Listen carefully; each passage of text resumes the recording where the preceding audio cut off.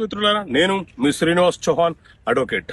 మిత్రులారా, ఓ కేసులోని విషయం ఏంటంటే, ఒక వ్యక్తి వారసత్వంగా తన తల్లిదండ్రులకు వచ్చినటువంటి ఆస్తి ఏదైతే ఉందో దాని మీద వాటా కోరుతూ న్యాయస్థానంలో కేసు ఫైల్ చేసినాడు.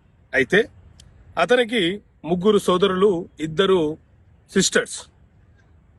ఫైల్ చేసేటప్పుడు ఇద్దరు సిస్టర్ల పేర్లను యాడ్ చేయకుండా కేవలం ముగ్గురు సోదరుల పేర్లు మాత్రమే చేర్చి మాకు 1/3 వాటా కావాలని చెప్పి న్యాయస్థానంలో పార్టీషన్ సూట్ ద్వారా వాటా అడిగినారు.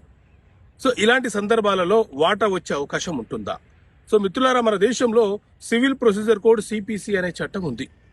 ఈ సిపిసి చట్టం ప్రకారంగా, ఈ సిపిసిలోని ఆర్డర్ 9 రూల్ 1 ప్రకారంగా ఎప్పుడైనా సరే భాగ పంపిణీకి సంబంధించిన కేసు ఫైల్ చేసినప్పుడు ఒక తండ్రికి జన్మించినటువంటి వారసులు ఎంతమంది ఉన్నారో ఆ వారసుల యొక్క అందరి పేర్లను సూటులో, దావాలో చేర్చాలి.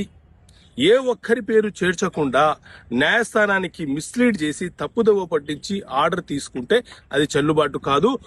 ఆ కేసు డిస్మిస్ అయ్యే అవకాశం ఉంటుంది.